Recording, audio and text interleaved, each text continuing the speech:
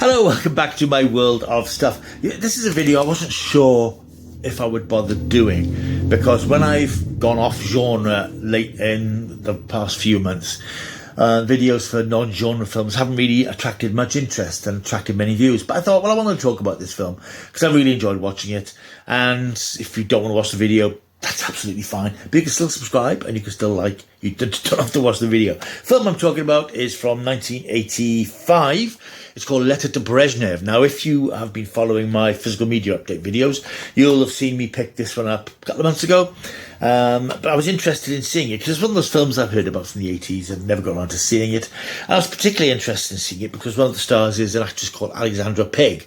Now, as I've also probably previously mentioned, I've been watching the old Brookside repeats that are being shown on the STV player online.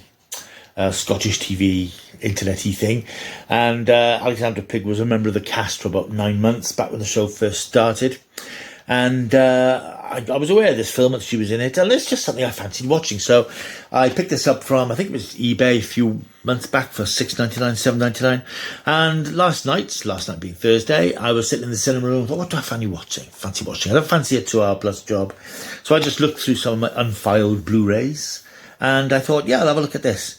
And I thoroughly enjoyed it. What a very good film. What a very unusual film. And not exactly what I was expecting either.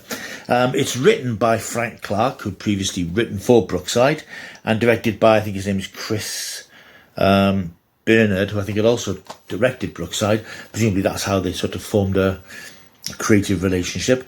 And it stars, as I said, Alexandra Pig. It's an unfortunate name. Peter Firth, Alfred Molina and Margie Clark, who was quite a big name in sort of Liverpool sort of media frenzy in the late 80s into the early 90s. She is the sister of Frank Clark, and his other sister, Angela Clark, also appears as Alexandra Pig's younger sister.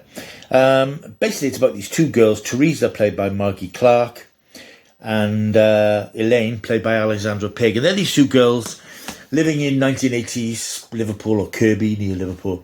And their lives are pretty much what they are. Elaine isn't working, she can't get a job. Her friend Teresa stuffs chickens in a chicken factory. And they spend their money and their time going out on the lash and meeting up with lads. And that's basically what their lives are. But they both crave a little bit more. Certainly, Elaine, played by Alexandra Pig, she certainly craves something more, but she's not entirely sure what it is. And even Teresa, despite her slightly leery behaviour, she deep down wants a bit more as well. But they go clubbing. They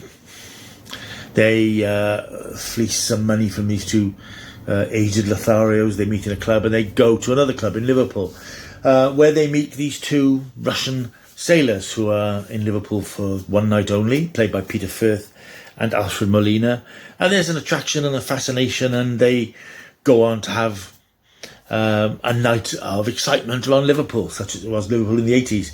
They all end up back at a hotel called the Shaftesbury Hotel, which incidentally no longer exists in Liverpool. And they spend a night with their new boyfriends, if you like. But Elaine's night is strictly platonic, in that they just spend the night talking and getting to know each other and falling in love. Teresa's night is a little bit less platonic, should we say. Peter, played by Peter Firth, he asks Elaine to show him around the sights of Liverpool, and there's really nice shots of 1980s Liverpool. And of course they take the ferry across the Mersey, and they realise that they are in love, but he's got to go back to his ship. He proposes to her as he's running back to his ship, and that's where the film goes in a slightly different direction. I knew what the Letter to Brezhnev element was, but I didn't realise it was quite along these lines. She writes a letter to the then President of America, President Brezhnev, explaining the situation and saying that she wants to be reunited with Peter. President Brezhnev sends her some tickets to fly to Russia, and she decides to go over and try to be reunited with Peter. And that's basically what the story is. It's a very sweet little story that's not so much about love. It's more about unfulfilled people who were trapped in their lives and can't quite break out and don't know how to break out. And they're in this cycle of existence, if you like, of working and going out and boozing and meeting lads. And then something else comes into their life, certainly for Elaine. And she sees a way out of this by going over to Russia. But as the film tells us, that's not always the easy answer. And it's very unusual in that certainly the last half an hour, 40 minutes weren't what I expected at all. I expected it to develop the love angle of it. But when Peter Firth leaves the film, which is after about an hour, you don't see him again. Same for Alfred Molina, who plays Sergei, who's his friend, who Teresa calls Igor for some reason. And it's about doing something with your life and making a change when you have the opportunity, even if it's not necessarily going to be the right thing.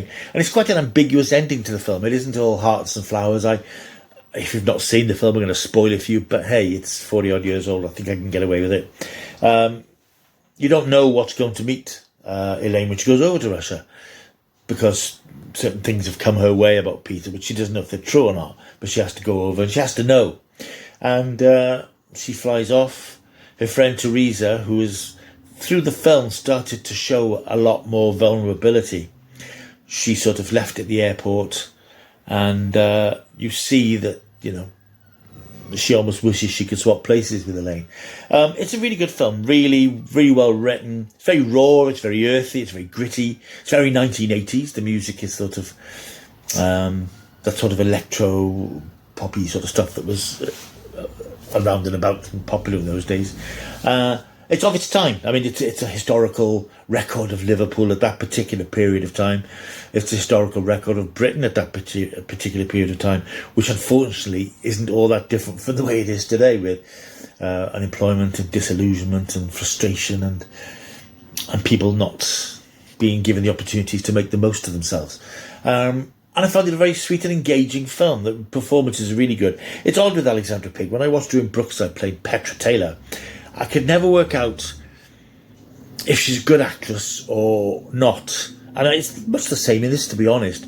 It's a very similar performance. But I think it's probably because she's just playing an ordinary person. She's not a superhero. She's just an ordinary girl. And I think that's what she sort of specialised in playing. And there's no artifice to her performances. She's not a showy actress. She just says the lines, and she's sort of, she's acting in a way that isn't acting, if you like. So I think she's actually very good. It's a very, very interesting period piece. It's a time capsule of a very specific period in British history in the 1980s. And if you've never seen it, as I say, it's totally not the sort of film I talk about on this channel normally. So I suspect that views will be hard to come by. But if you are interested in the history of British cinema and the slight landmarks, I mean, it's a dated film. You have to admit that it is dated to an extent in certain aspects, but it's a really good looking film. It's very well photographed, very well acted, very well written, and I do recommend it if you're interested in, it doesn't all have to be robots or monsters, does it? Letter to Brezhnev is available on Blu-ray. It was released by the BFI some years ago. I tracked it down on eBay, so it's still out there if you're interested in seeing it. I would recommend it because it's a very nice, understated, under the radar sort of film. Right, thank you for watching this video. If you have persevered with it, I don't know how many people will, but if you have, thank you very much. Like and subscribe, press that there button, leave a comment, and get those subscriber numbers up would be very nice. Right, thank you for watching. I'll see you soon. Until I do, keep taking the stuff.